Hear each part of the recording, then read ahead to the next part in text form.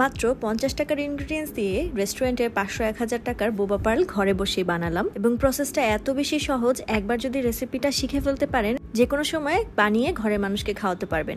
আর যার হাতে এই বোবা পার্লটা খেতে চান তাকে কিন্তু অবশ্যই মেনশন করে দিবেন। তো প্রথমেই আমি 50 টাকার সাগুদানা নিয়ে নিয়েছি। আপনারা আরও কম টাকারও নিতে পারেন, 30 টাকার মধ্যেও নিতে পারেন।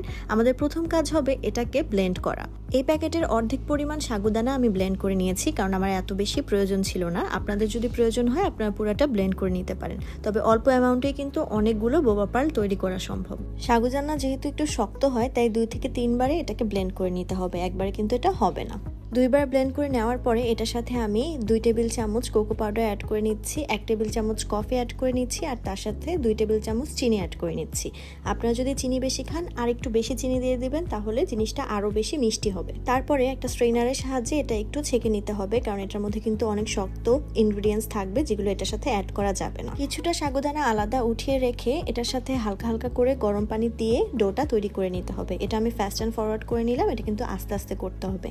অ্যান্ড অবশ্যই গরম পানি ব্যবহার করতে হবে, কেননা ঠান্ডা পানি ব্যবহার করলে কিন্তু এই ডোটা সুন্দর মতো হবে না। এই প্রসেসটা করতে মিনিমাম 5 থেকে 7 মিনিটের মতো সময় লেগে যাবে। ডোটা হয়ে গেছে, এখন এটাকে একটু বেলে নিতে হবে। প্রথমে এরকম চিকন চিকন করে নিয়ে নিতে হবে, তারপরে একটা চাকুর সাহায্যে এরকম ছোট ছোট করে কেটে নিতে হবে। অবশ্যই চেষ্টা করবেন একটু ছোট সাইজ করার, কেননা বড় সাইজ করলে কিন্তু সেদ্ধ করার পর এটা আরো বড় হয়ে যায়, তখন স্ট্র দিয়ে কিন্তু এটা উঠবে না। তো এই অংশগুলোকে হাতে নিয়ে ছোট ছোট করে তৈরি করে ফেলতে হবে বোবা পার্লগুলো। সি কত সুন্দর আউটপুট এসেছে। আর এই যে আগে থেকে ব্লেন্ড করে রাখা সাগুদানার মধ্যে দিয়ে দিতে হবে, সো দ্যাট এগুলো লেগে লেগে না যায়। আউটপুট কতটা ভালো এসেছে। অন্য একটা পাত্রে আমি কিন্তু পানি সেদ্ধ করতে দিয়ে দিয়েছিলাম। পানিতে বলক ওঠা শুরু করলে এগুলো দিয়ে দিতে হবে। আমি এগুলোকে 10 থেকে 12 মিনিটের মতো সেদ্ধ করেছি। 15 মিনিটসের মতো যদি সেদ্ধ করেন একদম পারফেক্ট একটা আউটকাম আসবে। অন্য একটা পাত্রে হালকা করে পানি দিয়ে দিলাম, পানিটা একটু গরম করে এর মধ্যে হালকা করে একটু গুড় দিয়ে দিতে হবে।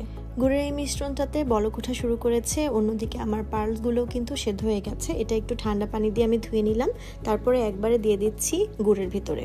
এই পর্যায়ে 3 থেকে 4 মিনিটের মতো এটার মধ্যে নাড়াচাড়া করতে হবে, তাহলে খুবই ভালো একটা রেজাল্ট আসবে।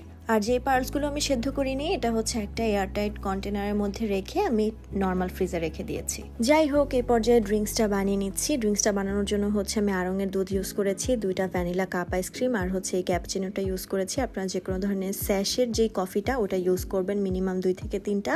আর যে নর্মাল কফি আছে ব্ল্যাক কফি, ওটাও 2-3 চামচের মতো ইউজ করবেন, তাহলে পারফেক্ট একটা কোল্ড কফি হবে।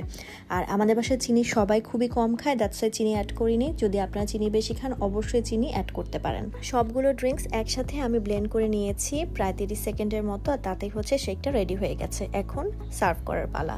এই শিরাটা দিয়ে ফার্স্টে গ্লাসটাকে ডিজাইন করে নিচ্ছি। এটা কিন্তু ইটসেলফই খুবই মিষ্টি হয়, তাই টেস্টটাও অনেক বেশি ভালো আসে। তো ডিজাইন করার পরে এর মধ্যে পার্লসগুলো আমি ফার্স্টে দিয়ে নিব।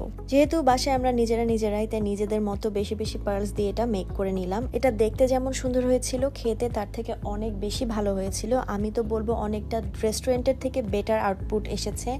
এতটা ভালো হবে এটা আমি কখনো এক্সপেক্ট করিনি, এবং সত্যি কথা বলতে রেস্টুরেন্টের থেকেও বেটার টেস্ট আমার কাছে মনে হয়েছে এটা এসেছে। যাই হোক, আপনারা যদি বাসায় রেসিপিটা ট্রাই করেন অবশ্যই আমাকে জানাতে ভুলবেন না। Thanks for watching. আল্লাহ হাফেজ।